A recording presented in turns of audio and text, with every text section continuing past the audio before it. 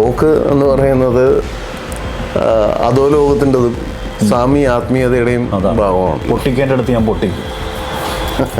പല നല്ല യഥാർത്ഥ ഒറിജിനൽ സന്യാസിമാരെല്ലാം എൻ്റെ കൂട്ടത്തിലുണ്ട്. അതിൻ്റെ ഒരു ആക്ഷൻ ഫേസ് ആയിട്ട് ഞാൻ പുറത്തുണ്ട്. ശത്രുക്കൾ എന്ന് പറഞ്ഞാൽ ചിലരെ ഇങ്ങനെ കടന്നാക്രമിക്കുന്നത് ഞാൻ ഞെട്ടിപ്പോയി. കാരണം ഒന്ന് വെള്ളാപ്പള്ളി നടേശൻ എന്ന് വിളിക്കുന്ന വ്യക്തിയെ ഇത്രയും രൂക്ഷമായി കടന്നാക്രമിക്കുന്ന നേരിട്ട് അദ്ദേഹത്തിനും അദ്ദേഹത്തിൻ്റെ മകനും ഗുണ്ടകൾക്കും ചങ്കൂറ്റമുണ്ടെങ്കിൽ ഒറ്റത്തന്തയ്ക്ക് ജനിച്ചവരാണെങ്കിൽ വന്ന് അറ്റാക്ക് ചെയ്യാൻ പറയും. നിങ്ങളിവിടെ ഈ BDGS തുടങ്ങുന്നവരെ നിങ്ങൾ ആനയാണ്, ചക്കയാണ്, തണ്ണിമത്തനം എന്നൊക്കെ ആൾക്കാരുടെ ധാരണയുണ്ട്. നിങ്ങൾ ആരുമല്ല, ഒരു പുല്ലുമല്ല എന്നുള്ളത് ജനങ്ങൾക്കിപ്പം ബോധ്യപ്പെട്ടു. അതെ, ഗോപാലേട്ടനാണ് ഇതിനെതിരെ ഇയാൾക്കെതിരെ ഭയങ്കര ആക്റ്റീവായിട്ട് സംസാരിച്ചിട്ടുള്ളത്, പ്രവർത്തിച്ചിട്ട് കോടിക്കണക്കിന് രൂപ ഇയാളുടെ തെറ്റുകൾ ചൂണ്ടിക്കാണിക്കാൻ വേണ്ടി അദ്ദേഹം ചിലവാക്കിയിട്ടുമുണ്ട്. ഗോകുലം ഗോപാലേട്ടൻ തന്നെ അത് വളരെ സീരിയസ് ആയിട്ട് പറഞ്ഞ കാര്യമാണ്. ഇനി അതൊന്നും നമ്മൾ മറച്ചു വെക്കേണ്ട കാര്യമില്ല. സത്യങ്ങളായിട്ട് പുറത്തു പോകണം. കേരളത്തിലെ പഴയ പൊളിറ്റീഷ്യൻസ് ഇന്നും ധരിച്ചിരിക്കുന്നത് ഇദ്ദേഹം ഒരു സംഭവമാണ്. ആ ഫീല് വെച്ചിട്ടാണ് ഇയാളുടെ ക്രൈം സിൻഡിക്കേറ്റ് എല്ലാം നടന്നു പോകുന്നത്. സേഫ് ഗാർഡ് എൻ്റർടൈൻമെൻറ്റ്സ് ഇന്ന് ചർച്ചയ്ക്കെത്തുന്നത് തോക്കുസ്വാമി എന്നറിയപ്പെടുന്ന സ്വാമി ഭദ്രാനന്ദ എന്ന മുഖപുരകൾ ആവശ്യമില്ലാത്ത വ്യക്തിത്വത്തോടൊപ്പമാണ്. നമസ്കാരം. നമസ്കാരം. സാധാരണഗതിയിൽ സ്വാമി എന്ന പേര്, ഈ വേഷം, ഇതൊക്കെ ഒരു മാനസികമായ ആധ്യാത്മിക ലൈനിൽ സഞ്ചരിക്കുന്നവരെയാണ് അടയാളപ്പെടുത്തുന്നതെങ്കിൽ ഏറ്റവും കൃത്യമായ സമയങ്ങളിൽ ഏറ്റവും കാമ്പുള്ള തലത്തിൽ സാമൂഹ്യ ഇടപെടലുകൾ നടത്തിക്കൊണ്ടിരിക്കുന്ന ഒരു വ്യക്തിയാണ് ഞാൻ സമീപകാലത്തായി കൂടുതലായി ശ്രദ്ധിക്കുന്നത്. അങ്ങനെ വളരെ ശക്തമായി താങ്കൾ ഇടപെടുന്നുണ്ട്. പക്ഷേ ആത്മീയമായ ലൈനിൽ പോകുന്ന ചിലർ എന്തുകൊണ്ടോ മാറ്റിവെക്കാവുന്ന ചില വിഷയങ്ങളിലേക്കും വളരെ കൃത്യമായി ശ്രദ്ധ കേന്ദ്രീകരിക്കുന്നുണ്ട്. ഈ ആത്മീയതയും സാമൂഹ്യ ഇടപെടലുകളും ഏകദേശം ഒന്നാണെന്നുള്ളൊരു ധാരണയാണോ ഞാൻ മുന്നോട്ട് വെക്കുന്നതാണ് ആദ്യത്തെ ഒരു സംശയം. ശരീരം എന്ന് പറയുന്നത് എന്താണ്? ഭൗതികമായിട്ടുള്ളതാണ്. പഞ്ചഭൂത നിർമ്മിതമായ ഒരു വസ്തു. അതിലെ ആത്മാവെന്ന് പറയുന്നത് ആത്മീയമായിട്ടുള്ളതാണ്. ഇതിനെ രണ്ടിനെയും മാറ്റി വെച്ച് കഴിഞ്ഞാൽ ഉണ്ടാകുന്ന അവസ്ഥ എന്താ? അപ്പോൾ ആത്മീയതയെപ്പറ്റി നമ്മൾ മതപരമായിട്ടുള്ള അറിവുകളും അല്ലെങ്കിൽ മതപരമായിട്ടുള്ള ആൾക്കാർ പറഞ്ഞു തന്ന ഒരു അറിവാണ് ആത്മീയതയെപ്പറ്റി ഇന്ന് നമ്മൾ സമൂഹത്തിൽ കാണുന്നത്. ഇതല്ല ഋഷിവര്യന്മാർ പങ്കുവെച്ച ആത്മീയത എന്ന് പറയുന്നത്. അപ്പം യഥാർത്ഥ ആത്മീയതയെപ്പറ്റി അറിയാൻ നമ്മൾക്കൊരു ഭാഗ്യം ലഭിക്കുമ്പോൾ ആത്മീയതയുടെ ഇത് മനസ്സിലാവും. പക്ഷെ ഞാനിവിടെ മുന്നോട്ട് വയ്ക്കുന്നത് ആത്മീയതയും ഭൗതികതയും ഒന്നുമല്ല, ധർമ്മത്തിൻ്റെ ഭാഗമാണ്.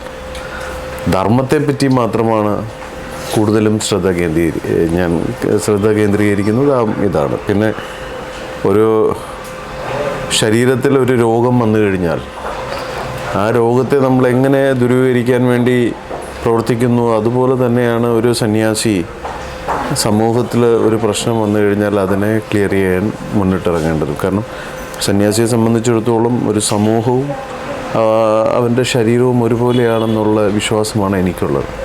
സമൂഹത്തിൽ ബാധിക്കുന്ന പ്രശ്നങ്ങളെ നമ്മൾ മാറ്റി നിർത്തിയിട്ട് നമ്മൾ സ്വാർത്ഥരായി നമ്മുടെ കാര്യം മാത്രം നോക്കി പോവുക എന്നുള്ളത് ധാർമ്മികപരമായി ശരിയുള്ള കാര്യമല്ല.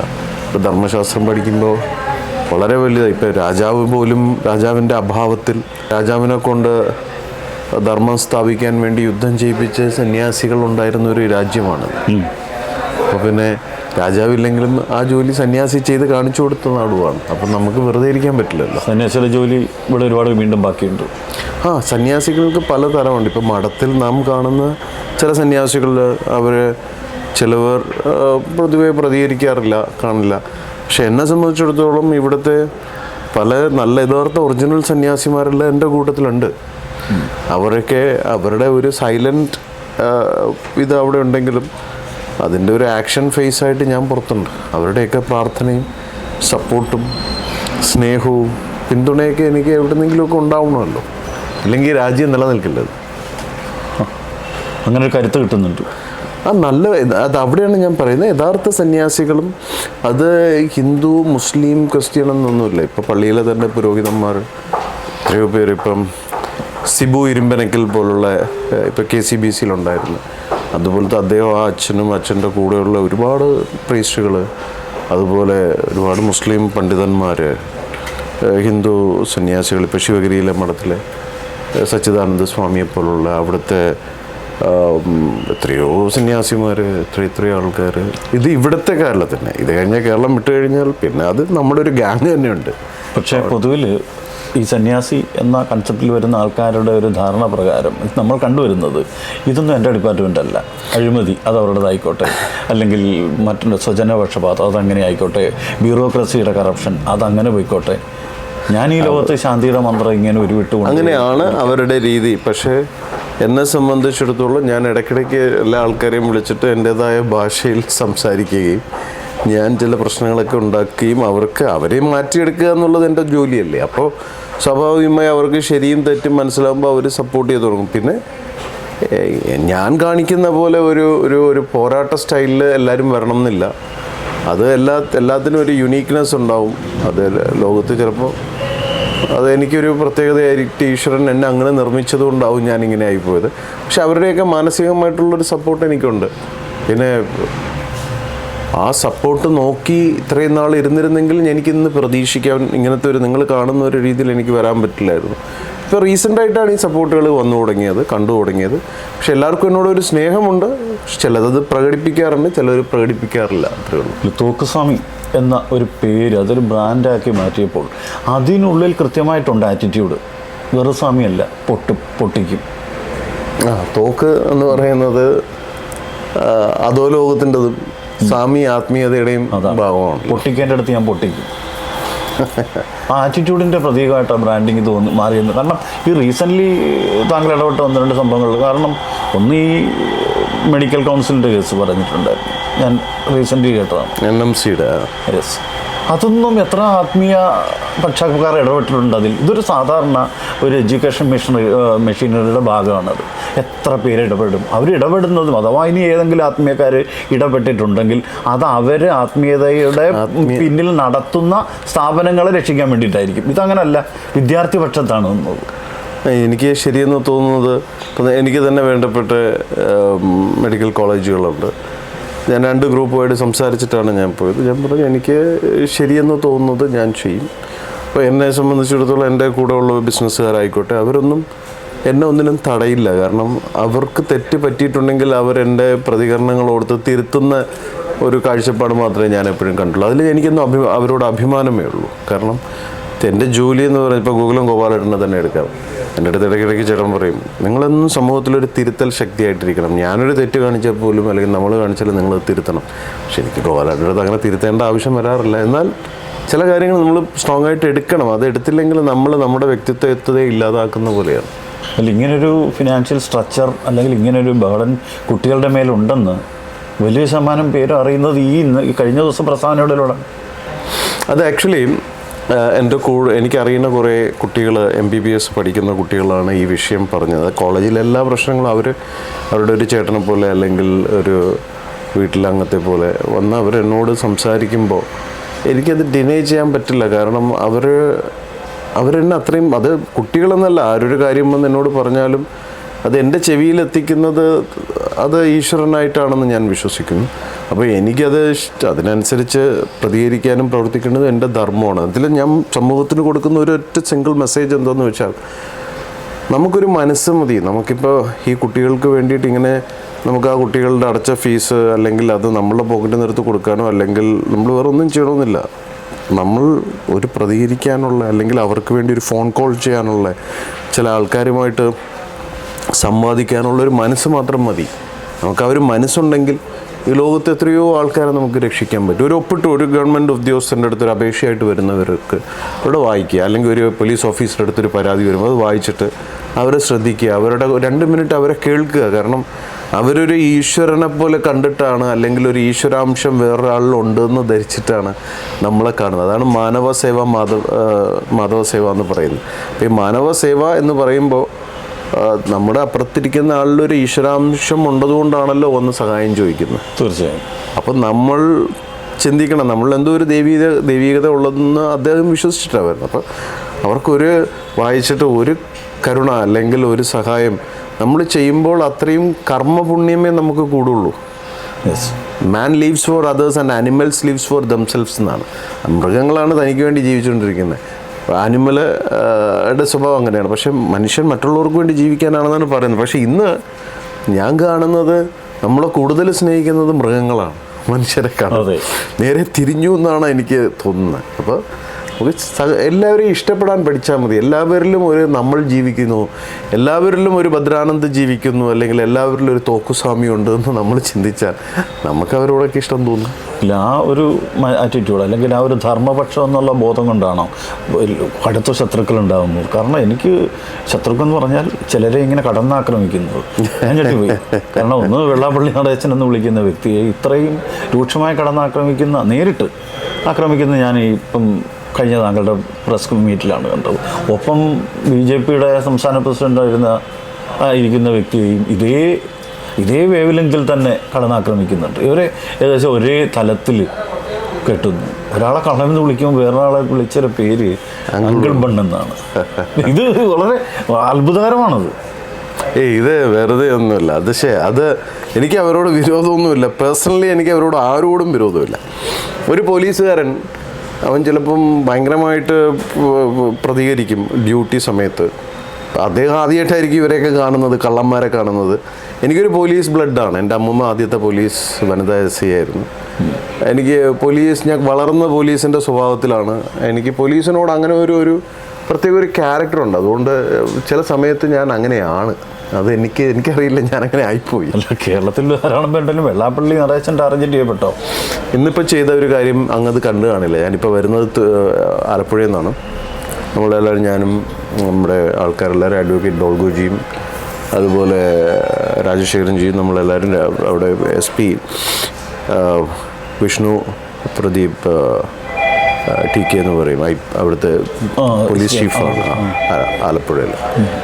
അപ്പോൾ അദ്ദേഹത്തെ ചെന്ന് കണ്ടിട്ട് നമ്മൾ 2 ഇത് കൊടുത്തു. ഒരു വിവരാവകാശവും കൊടുത്തു, ഒരു കേസിൻ്റെ ഇതും കൊടുത്തു. അതായത് പെറ്റീഷൻ കൊടുത്തു. എന്തുകൊണ്ട് ഇത്രയും ദിവസമായിട്ട് FIR ഇട്ട പ്രതികളെ വിളിച്ചു വരുത്തി ചോദ്യം ചെയ്തിട്ടില്ല? അപ്പം അദ്ദേഹം പറഞ്ഞു, ക്രൈംബ്രാഞ്ചിൻ്റെ ഇതിലിരിക്കുകയാണ് ഇപ്പോൾ, അടിയന്തരമായിട്ട് അതിന് വേണ്ടിയിട്ടുള്ള നടപടികൾ ചെയ്യും എന്നെല്ലാം പറഞ്ഞ് അദ്ദേഹം വളരെ ഗൗരവത്തോടു കൂടി തന്നെ നമ്മുടെ പരാതി സ്വീകരിക്കുകയും ഉചിതമായ നടപടികൾ സ്വീകരിക്കാമെന്നും പറഞ്ഞു. അപ്പോൾ എന്നിട്ട് മീഡിയയുടെ അടുത്ത് ഞാൻ അതിൻ്റെ എക്സ്പ്ലനേഷനും കൊടുത്തു. വെള്ളാപ്പള്ളിയുടെ നാട്ടിൽ വന്ന് ധൈര്യം ഉണ്ടെങ്കിൽ അവിടെ കളിക്കണമെന്നൊക്കെയാണ് അദ്ദേഹം എല്ലാവരും വെല്ലുവിളിക്കുന്നത്. അതുകൊണ്ടാണ് ഇന്ന് നേരിട്ട് വെള്ളാപ്പള്ളിയുടെ നാട്ടിൽ പോയി വെള്ളാപ്പള്ളിക്കെതിരെ പരാതി കൊടുത്തത്. വെള്ളാപ്പള്ളിക്കെതിരെ പരാതിയും കൊടുത്തു. ഞാൻ അവിടെ വെച്ചിട്ട് മാധ്യമങ്ങളുടെ മുന്നിൽ വെച്ചൊരു കാര്യം പറഞ്ഞു, അയാളുടെ നാട്ടിലൊന്ന് തൊട്ട് കരിച്ചു കളയുമെന്ന് പറഞ്ഞു. അദ്ദേഹത്തിനും അദ്ദേഹത്തിൻ്റെ മകനും ഗുണ്ടകൾക്കും ചങ്കൂറ്റമുണ്ടെങ്കിൽ ഒറ്റ തന്തയ്ക്ക് ജനിച്ചവരാണെങ്കിൽ വന്ന് അറ്റാക്ക് ചെയ്യാൻ പറഞ്ഞു. എന്നിട്ട് അവിടെ തന്നെ നിന്ന് അവിടുത്തെ ഒരു ഹോട്ടലിൽ പോയി നല്ല ഭക്ഷണമൊക്കെ കഴിച്ച് കുറേ നേരം അവിടെ ഉണ്ടായിരുന്നു. എന്നിട്ടാണ് ഇങ്ങനെ വന്നത്. അപ്പം ഈ കേരളത്തിലെ വളരെ ശക്തമായ 2 സംഘടനകളാണ്. ഒന്ന് ഈഴവ സംഘടനയും പിന്നെ മുസ്ലിം സംഘടനയും. ഒരു മാറ്റമില്ലാത്ത കാര്യം. കറക്റ്റാണ്. അവർ തീരുമാനിക്കും കേരളത്തിൽ എന്ത് നടക്കുമെന്ന്. അപ്പോൾ ഈ ഭയം ആർക്കുണ്ട്? രാഷ്ട്രീയക്കാർക്ക് എല്ലാവർക്കും ഉണ്ട്. പക്ഷേ ഈ വെള്ളാപ്പള്ളിക്ക് നമ്മൾ ഈ കുറേ ആൾക്കാർ പറയുന്ന ഒരു പോപ്പുലാരിറ്റി ഈഴവ എന്ന് വിളിക്കുന്ന ജാതിക്ക് അല്ലെങ്കിൽ അങ്ങനെ അംഗങ്ങൾക്കിടയിലുണ്ടോ ശരിക്കും? അവിടത്തേക്കാണ് ഞാൻ വരുന്നത്. ഞാൻ പണ്ട് വെള്ളാപ്പള്ളിയോട് നേരിട്ട് സംസാരിച്ചിട്ടൊരു കാര്യമുണ്ട്. അതായത്, നിങ്ങളിവിടെ ഈ BDGS തുടങ്ങുന്നവരെ നിങ്ങൾ ആനയാണ്, ചക്കയാണ്, തണ്ണിമത്തനം എന്നൊക്കെ ആൾക്കാരുടെ ധാരണയുണ്ട്. പക്ഷേ നിങ്ങൾ BDGS ഒക്കെ തുടങ്ങിക്കഴിഞ്ഞപ്പോൾ നിങ്ങൾ ആരുമല്ല, ഒരു പുല്ലുമല്ല എന്നുള്ളത് ജനങ്ങൾക്കിപ്പം ബോധ്യപ്പെട്ടു. അതെ, അത് പിന്നെ അത് വീണ്ടും പല ഇലക്ഷനുകളിലൂടെ റിപ്പീറ്റഡ് ആയിട്ട് വന്നുകൊണ്ടിരുന്നു. പക്ഷേ എന്നാലും നമ്മുടെ കേരളത്തിലെ പഴയ പൊളിറ്റീഷ്യൻസ് ഇന്നും ധരിച്ചിരിക്കുന്നത് ഇദ്ദേഹം ഒരു സംഭവമാണ്, ഒരു ശീലമാണ്, അവരൊരു ശീലമാണ്. അപ്പോൾ അതുപോലെ ഇവർക്ക് അങ്ങനെ ഒരു ഫീലുണ്ട്.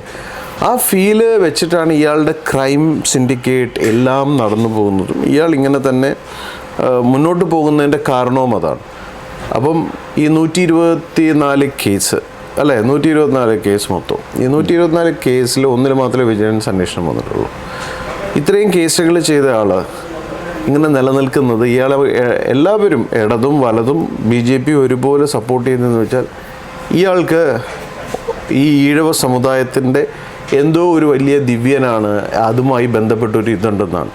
സത്യം പറഞ്ഞു കഴിഞ്ഞാൽ ഇന്ന് എനിക്കത് മാധ്യമങ്ങളിലൂടെ ഇന്ന് എനിക്ക് തുറന്നു പറയേണ്ടി വന്നു. കാരണം ഗോകുലം ഗോപാലേട്ടൻ തന്നെ അത് വളരെ സീരിയസ് ആയിട്ട് പറഞ്ഞ കാര്യമാണ്. ഇനി അതൊന്നും നമ്മൾ മറച്ചു വെക്കേണ്ട കാര്യമില്ല.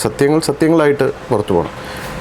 ഗോപാലേട്ടനാണ് ഇതിനെതിരെ ഇയാൾക്കെതിരെ ഭയങ്കര ആക്റ്റീവായിട്ട് സംസാരിച്ചിട്ടുള്ളത്, പ്രവർത്തിച്ചിട്ട് കോടിക്കണക്കിന് രൂപ ഇയാളുടെ തെറ്റുകൾ ചൂണ്ടിക്കാണിക്കാൻ വേണ്ടി അദ്ദേഹം ചിലവാക്കിയിട്ടുമുണ്ട്. സംഘടന തന്നെ സംഘടനയെ മുന്നോട്ട് വന്നിട്ടുണ്ട്. പക്ഷേ ആ സംഘടനയുടെ പ്രശ്നം എന്ന് വെച്ചാൽ അതിനകത്ത് കുറച്ച് ആൾക്കാർ കൊള്ളാമെന്നുള്ളവരുണ്ട്. പക്ഷേ ഒരു പ്രോപ്പറായിട്ടൊരു ആക്റ്റീവ് രീതിയിൽ ഗോപാലേട്ടൻ മനസ്സിൽ വിചാരിച്ച പോലുള്ള ഒരു ഫൈറ്റിംഗ് സ്പിരിറ്റ് ഉള്ളവർ അതിലില്ലാതെ ജനങ്ങളിലേക്ക് എത്തിയില്ലെന്നാണ്. ജനങ്ങളിലേക്ക് എത്തില്ല. ഗോപാലേട്ടൻ്റെ കുറേ പൈസ നഷ്ടപ്പെട്ടു. ഗോപാലേട്ടൻ അതിനകത്ത് ഒരു മാറ്റം വരണമെന്ന് ഓർത്ത് ചെയ്തു. അതായത് ഇപ്പോൾ ഒരു യുദ്ധത്തിൽ പോകുമ്പോൾ നമ്മൾ മനസ്സിലാക്കേണ്ട അവിടെ രജോ ഗുണം കൂടുതലുള്ള അത്തരം ആൾക്കാർ വേണം. അതേസമയത്ത് അവിടെ കുറേ സാത്വികരും അല്ലെങ്കിൽ കുറേ വൈശ്യരും വന്നു കഴിഞ്ഞാൽ യുദ്ധം വിജയിക്കത്തില്ല. യുദ്ധത്തിന് രജോ ഗുണമുള്ള വീരന്മാരാണ് വേണ്ടത്. ക്ഷത്രിയം ഇത് തന്നെ വേണം. അപ്പം എന്നെ അതിലോട്ട് ചേട്ടൻ അറിയാം എൻ്റെ സ്വഭാവം എന്താണെന്നും ഞാൻ എപ്പോഴും ഒന്ന് മാറി നിന്ന് ഒബ്സർവ് ചെയ്തുകൊണ്ടിരിക്കുകയാണ്. പക്ഷേ പിന്നെ പോയി കണ്ടപ്പോൾ ഇത് അതുകൊണ്ടൊന്നും ആവുന്നില്ല എന്ന് മനസ്സിലായതുകൊണ്ട് ഡയറക്റ്റായിട്ട് എൻ്റെ അടുത്ത് തന്നെ ചില കാര്യങ്ങൾ ചേട്ടൻ സംസാരിച്ചു. ഞാൻ പറഞ്ഞു നിങ്ങൾ മാറിയെന്നുള്ളൂ, കാരണം യുദ്ധത്തിന് നിങ്ങളും ബിസിനസ്സാണ്, നിങ്ങൾ ആരും ഇതിൽ ഇടപെടണ്ട. I know how to handle. കാരണം എനിക്കതിലൊരു ഒരു ഒരു ഒരു സ്പിരിച്വൽ ബന്ധമുണ്ട്. പ്രത്യേകിച്ച് അദ്ദേഹത്തിനോട്. അദ്ദേഹം ഹൈക്കോടതിയിലെ വളരെ ഒരു സീനിയർ ലോയറാണ്. ശ്രീനാരായണ ഗുരുദേവൻ സമാധി എന്ന് പറയുന്നത് കന്നി 5. അപ്പോൾ കന്നി 5 ഗുരുദേവൻ സമാധിയായി. അപ്പോൾ സമാധിയായി അവിടെ നിന്നാണ് സ്വാമിജിയുടെ തുടക്കം. ഡോക്ടർ പൽപ്പു അദ്ദേഹത്തിൻ്റെ തലയിലാണ് ആദ്യമായിട്ടൊരു സംഘടിച്ച് ശക്തരാകുക എന്നുള്ളൊരു ഐഡിയോളജി വന്നത്. അപ്പം അത്രയും വെട്ടിപ്പിടിച്ച് വന്ന ക്ഷത്രിയർ എന്ന് വെറുതെ പറയണല്ല, അത്രയും കഷ്ടപ്പെട്ട് വന്ന ഒരു സമുദായ അംഗങ്ങളാണ് ഇതിനകത്തുള്ളത്. വെള്ളാപ്പള്ളിയെ പോലുള്ള ആൾക്കാർ എല്ലാ കാലത്തും എല്ലാ മതങ്ങളിലുമുണ്ട്. വെള്ളാപ്പള്ളി ഉണ്ടാവണം എന്നുള്ളതാണ് നമ്മളുടെയൊക്കെ ഇഷ്ടം. രാജ്യത്ത് ഇപ്പോൾ ശ്രീനാരായണ ഗുരുദേവന് ഒരു പത്മശ്രീയോ പത്മവിഭൂഷണോ കൊടുത്തില്ല, ഒന്നും വേണ്ട. ശിവഗിരിയിലെ സ്വാമിക്ക്, സച്ചിദാനന്ദ സ്വാമിക്ക് കൊടുക്കായിരുന്നല്ലോ. ഈ RSSനകത്തുള്ള കുറച്ച് ആൾക്കാരുണ്ട്, അവരൊന്നും ഞാനിപ്പോൾ പറഞ്ഞില്ല. കാരണം അവരെന്നോട് പറഞ്ഞതെന്ന് വെച്ചാൽ സ്വാമി എതിർക്കരുത്, നമ്മുടെ സമുദായത്തിൻ്റെ ഇതല്ലേ. ഞാൻ പറഞ്ഞു സമുദായത്തിൻ്റെ അല്ല, ഇതെല്ലാം ഒരു കച്ചവടമാണ്. അപ്പോൾ ഈ കച്ചവടക്കാരന്മാരുടെ രീതി അനുസരിച്ച് നമുക്ക് എന്ത് ചെയ്യാൻ പറ്റും? അവരുടെ ബിസിനസ്സാണ്. ഈ തുഷാർ വെള്ളാപ്പള്ളി ഒരു ക്വാളിറ്റി അയാൾക്ക് കാണിച്ചു തരൂ. അയാളുടെ അച്ഛൻ തന്നെ പറഞ്ഞിട്ടുണ്ട്,